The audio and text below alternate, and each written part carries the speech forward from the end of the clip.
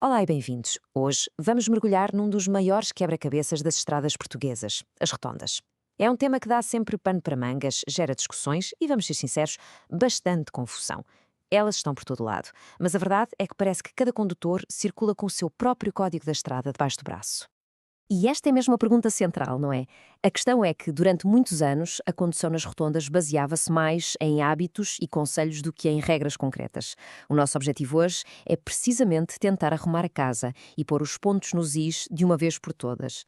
Ora bem, o nosso roteiro para dominar as rotondas é simples e direto. Primeiro, vamos perceber o porquê de tanto caos com o enigma da rotonda. Depois, avançamos para o ponto de viragem de 2014, o momento em que tudo mudou. A seguir, descodificamos as regras de ouro e, claro, olhamos para as consequências em erros comuns e coimas e fechamos com os casos especiais que é preciso conhecer. Vamos então à primeira parte, o enigma da rotonda. E a pergunta é mesmo essa: como é que uma coisa tão presente no nosso dia a dia se tornou tão complicada? Antes de 2014, o cenário era, para ser simpático, um pouco confuso. Eram estas as dúvidas que estavam na cabeça de toda a gente e que alimentavam discussões intermináveis. Uns diziam que se podia andar sempre por fora, outros que era obrigatório sair logo. E a prioridade para sair? Bem, essa era a receita para o desastre.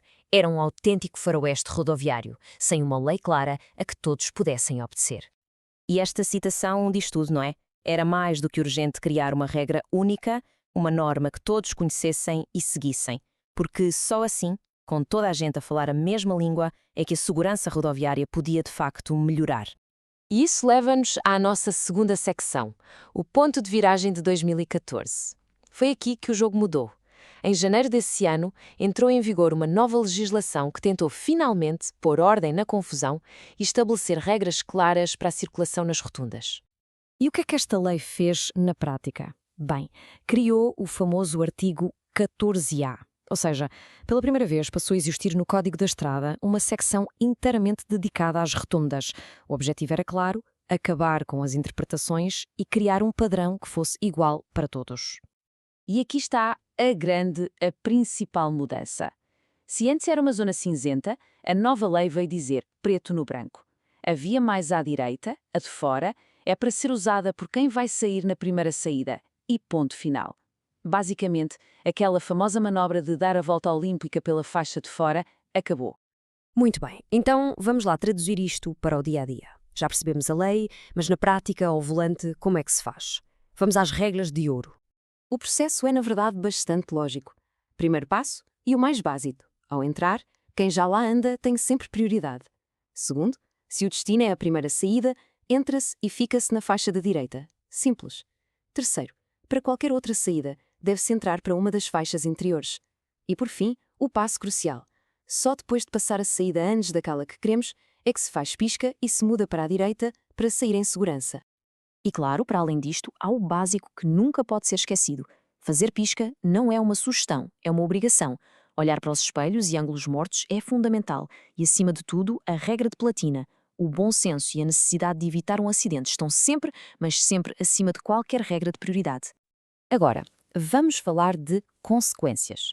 É que ignorar estas regras não é só perigoso, também pode sair bem caro. Vamos ver quais são os erros mais comuns e o que custam. Estes são os grandes êxitos que, infelizmente, vemos todos os dias.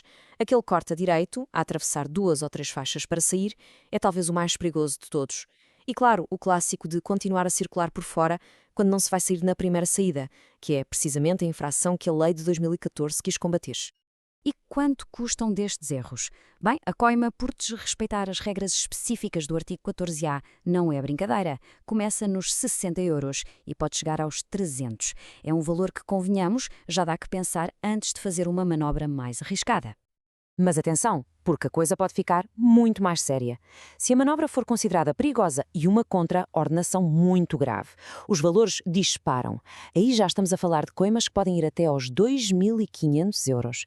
E talvez pior, ficar sem carta de condução durante um período que pode ir de 2 meses a 2 longos anos. Ok, para fechar o tema e termos o quadro completo, falta falar das exceções. Porque, como em quase tudo na vida, há sempre um mas. A própria lei reconhece que nem todos os veículos são iguais. Por isso, os pesados, por causa do seu tamanho e dificuldade de manobra, e também as bicicletas e os veículos de tração animal, têm uma permissão especial. Eles podem, de facto, usar a via exterior, mesmo que não saiam na primeira saída. A única condição é que não podem impedir a saída de quem vem de uma via interior. E outro ponto absolutamente fundamental, a sinalização no local manda em tudo. Se a rotunda tiver linhas contínuas a separar as vias, ou se for uma daquelas turborrotundas com vias em espiral, são essas marcações que ditam as regras, mesmo que pareçam contradizer a regra geral do código. A sinalização no chão é a lei máxima. Mas mesmo com uma lei clara, o debate continua. E o autor da nossa fonte deixa aqui uma crítica interessante. Será que uma regra desenhada a pensar nas grandes rotondas das cidades faz sentido nas milhares de rotondas pequenas que temos pelo país? Aquelas onde esta obrigação de andar aos zigue-zagues para sair parece tudo menos prática? E é com esta questão que terminamos. Hoje temos uma lei, temos regras mais claras, mas será que isso se traduziu na prática numa condução realmente mais segura e consciente? A resposta, muito provavelmente, está lá fora, nas estradas que todos partilhamos. Obrigado por nos acompanhar.